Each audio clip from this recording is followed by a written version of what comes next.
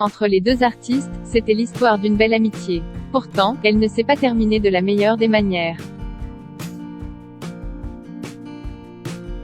Yves Régnier, décédé ce samedi 24 avril à 78 ans d'un malaise cardiaque, avait évoqué sa relation avec Johnny Hallyday juste avant le décès du rocker en décembre 2017. Sur le plateau de l'Instant de luxe de la chaîne Non-Stop People, le comédien avait révélé comment s'étaient déroulés ses derniers instants avec le rocker.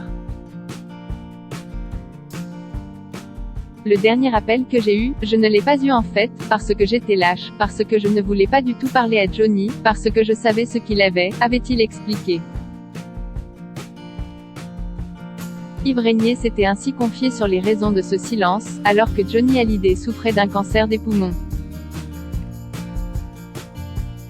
Je me disais, je n'aurais pas le courage, s'était souvenu l'acteur. Il le savait, mais j'ai une espèce de peur de la maladie, peur de raconter une connerie qui puisse tout d'un coup déceler quelque chose. Il le savait, mais personne ne savait qu'il le savait à ce moment-là, avait-il poursuivi, en expliquant s'être mis à l'écart du taulier. Une décision qu'il a ensuite regrettée. Il est enterré à côté de chez moi.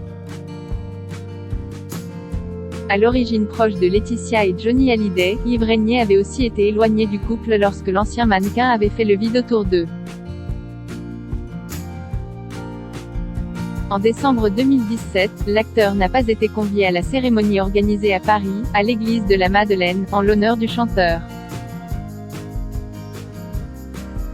Pour autant, il ne s'était pas laissé abattre et s'était recueilli, seul, sur la tombe de son ami, à Saint-Barthélemy. Je n'ai pas besoin d'aller à son enterrement. Il est enterré à côté de chez moi, j'habite à Saint-Barth, donc j'ai 5 km à faire en bagnole pour aller le voir, avait-il lancé dans les grandes gueules.